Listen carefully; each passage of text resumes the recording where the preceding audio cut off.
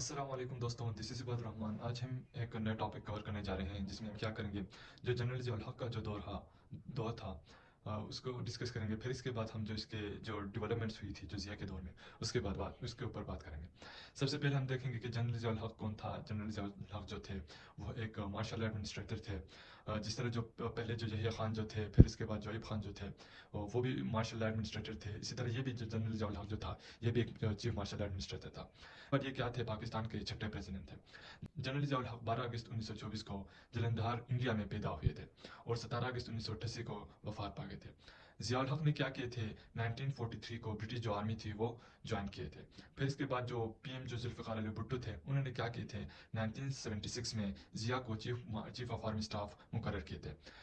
जुल्फ़िकार अली भुट्टो ने क्या किए थे, जो ज़िया जो थे उसको चीफ ऑफ आर्मी स्टाफ बनाने के लिए जो 7 जो लेफ्टिनेंट जनरल थे उनको क्या किए थे, रिटायर्ड किए थे। इसी वजह से क्या हुए थे, जो ज़िया जो था उसको 4 स्टार रैंक मिल गई थी।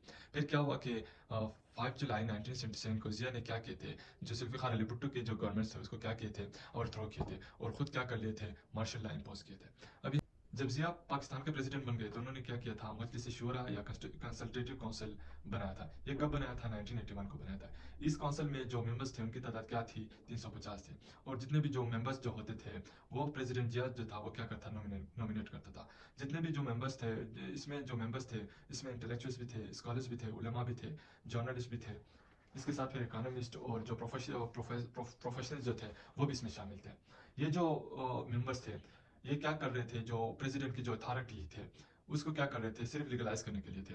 जो प्रेसिडेंट जो था वो बहुत ही कम केसेस में क्या करता था, इनके साथ कंसल्ट करता था। 19 दिसंबर 1984 को जिया ने क्या किया था, एक रेफरेंडम किया था जिसमें 95% जो वोट्स आई थी वो जिया को मिले थे। इसमें यहाँ पे ये सोचने की बात आती है कि ये किस तरह पॉसिबल था कि इतने ज़्यादा ज़्यादा जो वोट थे वो जिया को मिले थे। ये इसीलिए पॉसिबल हुआ क्योंकि जो जिया ने कहा, जो था उन्होंने कहा था कि जो भी वो मुझे वोट नहीं देगा उसको मैं यही समझूंगा कि वो इस्लाम के खिलाफ है। इसी तरह जिया ने क्या किया था, जो रेफरेंडम में क्या की थी, एक बड़ी कामयाबी हासिल की थी। इसके बाद अगर हम देखें, 9 फरवरी 1995 को पूरे मुल्क में क्या हुए थे, इलेक्शन हुए थे।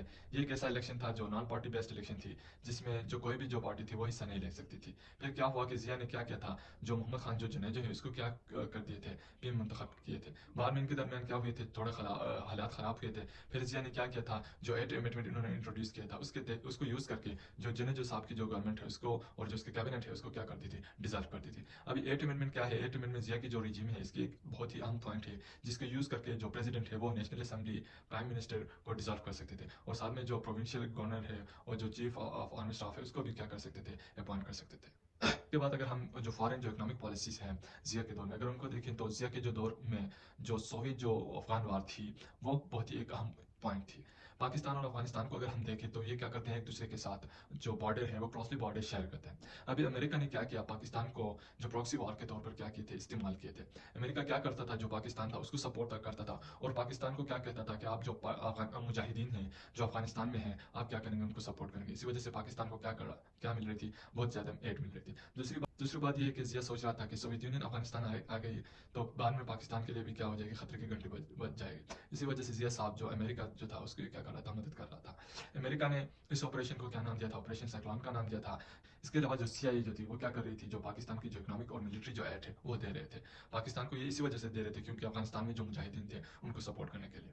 अगर हम इकोनॉमिक पॉलिसीज को देखें तो जिया के जो दौर जो था उसमें क्या हुई थी, प्राइवेटाइजेशन शुरू हुई थी। और जो इकोनॉमिक जो पॉलिसीज थे वो क्या कर रहे थे, जो टेक्नोक्रेट्स जो थे वो रन कर रहे थे। जिया के जो पॉलिसीज थे वो क्या थे, लिबरल इकोनॉमिक पॉलिसीज थे। और जो ग्रोथ रेट जो थी जिया के दौर में वो 6.8% थी। इसके अलावा जो जिया ने क्या किया था, जो इंटरेस्ट फ्री इकानमी जो थी उसकी बुनियाद रखी थी, जिसकी वजह से जो आउटसाइडर जो वर्कर थे वो क्या कर रहे थे, बहुत ज़्यादा जो डॉलर्स थे वो पाकिस्तान भेज रहे थे, जिसमें तकरीबन 3.2 बिलियन जो डॉलर्स थे वो पाकिस्तान भेज रहे थे।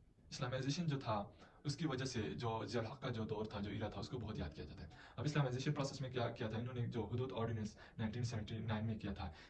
इसके बाद फिर उन्होंने क्या किया था, 1977 में जो प्रोहिबिशन ऑर्डर उन्होंने इंट्रोड्यूस किया था, जिसमें जो अल्कोहल जो था उसको क्या कर दिया गया था, मना कर दिया गया था। इसके ऊपर भी क्या कर दी गई थी, पनिशमेंट रख दी गई थी, जिसमें जो 6 महीने की जो प्रिजन है वो रख दी गई थी और साथ में जो 5,000 जो फाइन था उसको भी इसके अंदर क्या कर दिया था, रख दिया गया था। ये जो नॉन नॉन जो मुस्लिम्स जो रहते थे पाकिस्तान में तो उनको इससे क्या कर दिया गया था, एक्सक्लूड कर दिया गया था। फिर इसके बाद तजिया ने क्या किया था, शरिया जो कोड था वो इंट्रोड्यूस किया था, जिसमें जो 1978 को इन्होंने क्या किया था, जो शरिया जो बेंच जो था वो इस्टेब्लिश किया था। अभी जो जज जो है वो क्या करेंगे, जो भी जो डिसीजन लेंगे वो क्या करेंगे, कुरान और जो सुन्ना है उसके मुताबिक क्या करेंगे, वो फैसला देंगे। फिर बाद में क्या हुआ कि इसकी जगह जो फेडरल जो शरिया जो कोड जो है 1980 में, इसको क्या कर दिया गया था, रिप्लेस किया गया था। फिर इसके बाद ज़कात और उशूर जो ऑर्डिनेंस है वो 20 जून 1980 को इंट्रोड्यूस किया था। फिर रिबा भी इंट्रोड्यूस कर दिया गया, जिसका मकसद ये था कि जो इंटरेस्ट फी इकानमी बेस्ड जो इकानमी है वो क्या कर दी जाएगी, इंट्रोड्यूस कर दी जाएगी। इसके बाद रमज़ान ऑर्डिनेंस भी इंट्रोड्यूस किया गया था ज़िया के दौर में, जिसमें जो भी रमज़ान में जो खाता देखा पाएगा तो उसको क्या कर दी जाएगी, तो उसको 3 मंथ के लिए जो जेल है जेल जाना पड़ेगा, और साथ में जो 500 रुपये का जो जुर्माना है वो भी इस पर क्या हो जाएगा, लागू हो जाएगा। और जो गवर्नमेंट जो इंस्टीट्यूशंस थे उसमें जो प्राइवेट का जो सिस्टम था वो प्रॉपर सिस्टम बना दिया गया था। अच्छा दोस्तों, ये था हमारा आज का लेक्चर। इंशाल्लाह अगले लेक्चर में हम एक नए टॉपिक के बारे में बात करेंगे। अंटिल देन अपनी दुआ में याद रखना। अल्लाह हाफ़िज़।